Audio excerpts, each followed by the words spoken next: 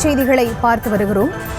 அமைச்சர் KN நேருவின் மகன் மற்றும் சகோதரர் வீட்டில் அமலாக்கத்துறையினர் ரெய்டு நடத்தி வரக்கூடிய சூழலில் அமைச்சர் KN நேரு வீட்டின் முன்பாக திமுகவினர் குவிந்திருக்கிறார்கள். இது தொடர்பான விவரங்களை தர இணைப்பில் காத்திருக்கிறார் எமது செய்தியாளர் கதிரவன். அவரிடம் பேசலாம். வணக்கம் கதிரவன், விவரங்கள். வணக்கம் ஃபரிதா.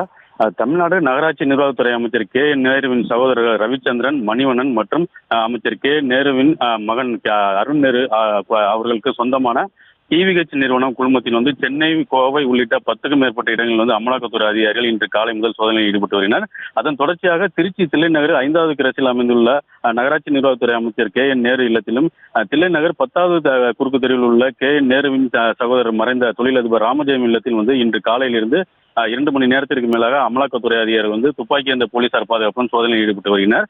KN நேருவின் சகோதரர் ரவிச்சந்திரன் வங்கி கணக்கில் அதிக பணம் பரிவர்த்தனை நடைபெற்றதன் அடிப்படையில் இந்த சோதனை நடைபெற்று வருவதாக முதல்கட்ட தகவல் வெளியாகியுள்ளது.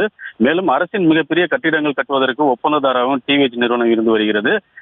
இந்த நிலை திருச்சி தில்லைநகர் 2 இடங்களில் நடைபெற்று வரும் இந்த அமலாக்கத்துறை அதிகாரிகள் சோதனையின் போது 2 வங்கி அதிகாரிகளையும் அமலாக்கத்துறை அதிகாரிகள் அழைத்து வந்துள்ளனர்.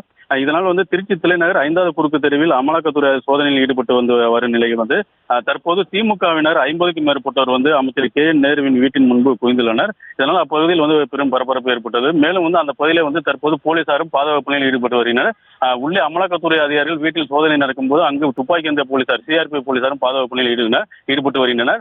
வெளியிலே தமிழக போலீசாரும் அசம்பவ சம்பவங்கள் நடைபெறாமல் இருப்பதற்காகவும் அங்கு அந்த பகுதியில் ஈடுபட்டு வருகின்றனர். இதனால் பரபரப்பு ஏற்பட்டுள்ளது. பரிதா,